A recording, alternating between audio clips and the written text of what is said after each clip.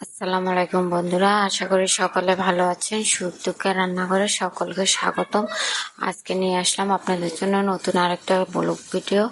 যদি ভালো লাগে অবশ্যই একটা লাইক, খুব সুন্দর একটা কমেন্ট করে যাবেন আমার বন্ধুরা। আর যারা নতুন অবশ্যই সাবস্ক্রাইব করে একটা লাইক করে সুন্দর কমেন্ট করে ভিডিওটা দেখবেন। তো মূলত আজকে আমি ভিডিওটা সকাল থেকে দুপুরের রান্নার থেকে শুরু করছি। তো আমার আজকে বাটা মনসা মাছ আনছে, তো আমি এই মাছ বিরান করব। কেটে নিলাম, কেটে রেটে আমি পাকের ঘরে ধোয়ার জন্য এসে গেলাম। তো অনেকে আছে ছোট মাছ আনেন না, বাটা মনসা মাছ যে কিভাবে ধোবো, কিভাবে করব, ঘষা লাগে, ঢাকা সহ সবকিছুই টাইস করা যারা রুম নেন। আর যাদের ফ্লোর থাকে তারা তো ফ্লোরই। তো এমন থাকলে তো আপনারা এইভাবে এই সিস্টেমে পাটাতে সুন্দর করে মাছগুলো ঘষে ধুয়ে নিলে, দেখছেনই তো আমার মাছগুলো কত সুন্দর হয়েছে ধোয়া। এখন আমি এখানে আলু কাটতে এসে গেলাম।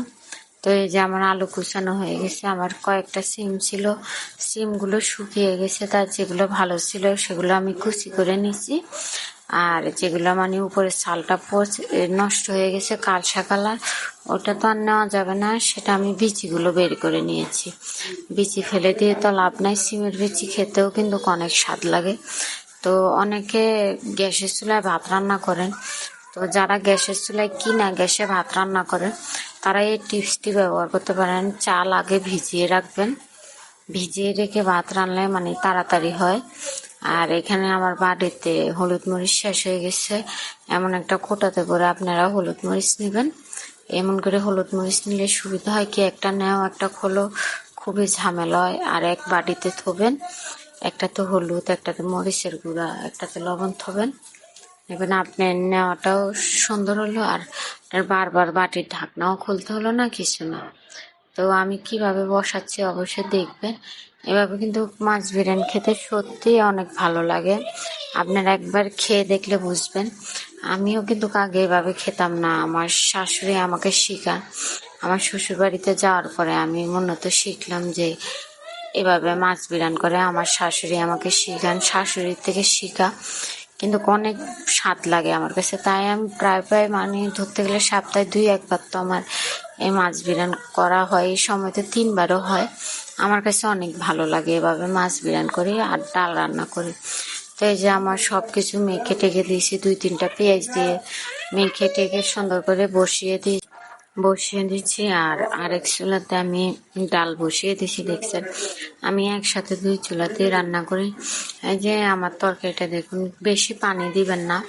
আর আমি তো লাড়া দিব না, লাড়া দিলে ভেঙে যাবে, তার জন্য এভাবে 2 মাথা ধরে কড়াই এভাবে উল্টিয়ে দিবেন। উল্টিয়ে দিলে উন্নত ভালো হয়। এই যে আমার তরকারিটা হয়ে গেল, দেখুন এভাবে শুকনা শুকনা করেছি। আর এই যে আমার ফাইনাল লুক কেমন হয়েছে অবশ্যই আপনারা জানাবেন। খেতে কিন্তু অনেক স্বাদ হয়েছে, দেখুন কত সুন্দর হয়েছে দেখতে। আর আমি এমন করে তরকারি দিয়ে এক প্লেটে ভাত খাই, যে 1 প্লেট ভাতে আমার খাওয়া হয়। আর এইদিকে আমি ডাল বাগার দিতে বসিয়ে দিয়েছি। ডাল বাগার থেকে অবশ্যই আমি 5 ফোড়ন ব্যবহার করি। 5 ফোড়ন দিলে হয় কি, খুব সুন্দর একটা ঘ্রাণ বের হয়। আজকে আমি পাতলা ডাল রান্না করছি। আর আপনাদের কাছে ভিডিওটা যদি কোনো দিকে একটু ভালো লাগে তাহলে অবশ্যই একটা লাইক আর একটা সুন্দর একটা কমেন্ট করে যাবেন। আর যারা আমার নতুন আছেন তারাও অবশ্যই একটা সাবস্ক্রাইব করে, লাইক করে, একটা সুন্দর কমেন্ট করে ভিডিওটা দেখে যাবেন। আর যদি কোনো ভুল ত্রুটি হয় অবশ্যই ক্ষমা দৃষ্টিতে দেখবেন।